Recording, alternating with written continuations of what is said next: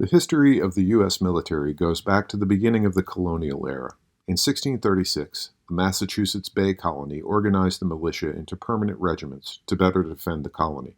This is now recognized as the birth of the Army National Guard. Although the Army Reserve was not formally established until 1908, it similarly has roots that predate independence through the service of citizen soldiers during pre-revolutionary conflicts, such as the French and Indian Wars.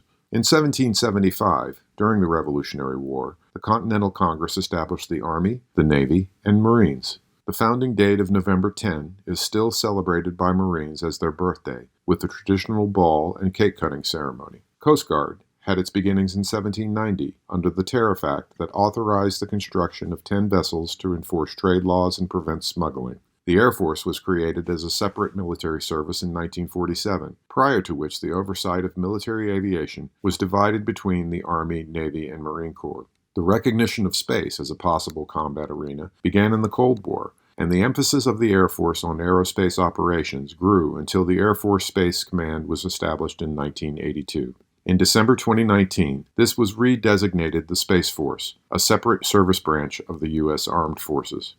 The size of the military has evolved over the years in response to changing circumstances and the role of the U.S. in the world.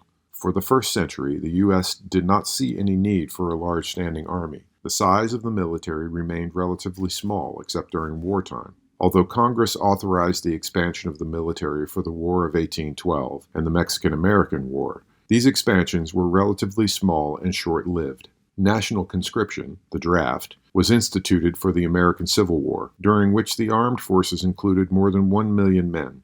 While the U.S. was becoming more of a global power in the late 19th century, the military, after the Spanish-American War, remained significantly larger than ever before.